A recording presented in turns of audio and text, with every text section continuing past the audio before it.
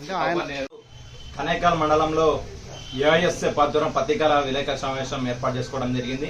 ముఖ్య ఉద్దేశం ఏమంటే ప్రైవేట్ కార్పొరేట్ విద్యా సంస్థల ఈరోజు ధనార్జనే ధ్యేయంగా ఈరోజు ముందస్తు అడ్మిషన్ చేస్తూ ముందస్తు పాఠ్య పుస్తకాలు అమ్ముతూ ఈరోజు వేలకు వేలు ఫీజులు కట్టించుకోవడమే కాకుండా ఈరోజు పుస్తకాలు కూడా ఈరోజు 3,000, 4,000, 5,000, 9,000, 10,000 దాకా ఈరోజు పుస్తకాలు అమ్ముతున్నటువంటి పరిస్థితి మన కనేకల్ మండలంలో నెలకొంది. ఇక్కడ ఎంఈఓ గారు ఉన్నారా లేక నేను మొత్తం పోతా ఉన్నారని చెప్పేసి కూడా ఈరోజు all India student federation AISF అడుగుతాను. ఎక్కడ చూసినా కూడా ఈరోజు ప్రైవేట్ కార్పొరేట్ విద్యాసంస్థ ఎక్కడ చూసినా కూడా ఈరోజు పాఠ్య పుస్తకాలు అనేవి ఈరోజు వెలుస్తా ఉన్నాయి.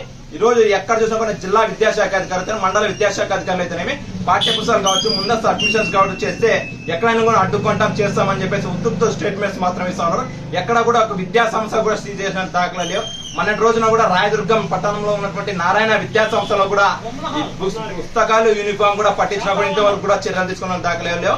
ఇక్కడ పేరెంట్స్ కూడా దాదాపుగా విద్యార్థి సంఘాలకు కూడా ఈ రోజు ఫోన్ చేసి ఇక్కడ తమ్ముడు ఇక్కడ 3,000 నుంచి 5,000 వరకు నర్సరీ ఎల్కేజీ పుస్తకాలు అమ్ముతున్నటువంటి పరిస్థితి ఈ రోజు రాయదుర్గం ప్రైవేట్ కార్పొరేట్ విద్యా సంస్థలో నెలకొంటాము. మేము ఈ రోజు పేద బడుగు బలహీన వర్గాల విద్యార్థులు ఎలా చదువుకుంటారని చెప్పేసి మేము విద్యాశాఖ అధికారులు సూటిగా ప్రశ్నిస్తా ఉన్నాం.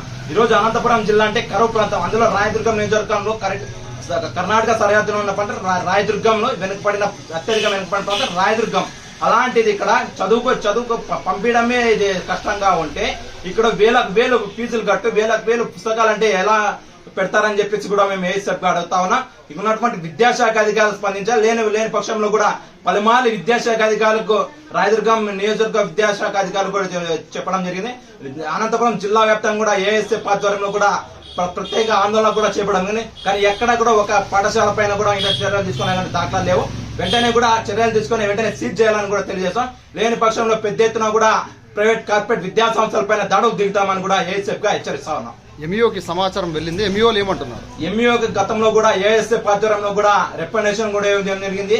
అక్కడ ఏఎస్ఎఫ్ ఆధ్వర్యంలో కూడా పోయి అక్కడ మనం విక్టిమ్ ప్రూఫ్ తో సహా చూపించడం జరిగింది. అయినా కూడా ఎంఈఓ గారు బ్లాక్ చేస్తాం చూస్తాం సీజ్ చేస్తామంటున్నారు. కానీ ఇప్పటి వరకు కూడా ఒక్క చోట కూడా సీజ్ చేసిన కూడా దాఖలాలు లేవు.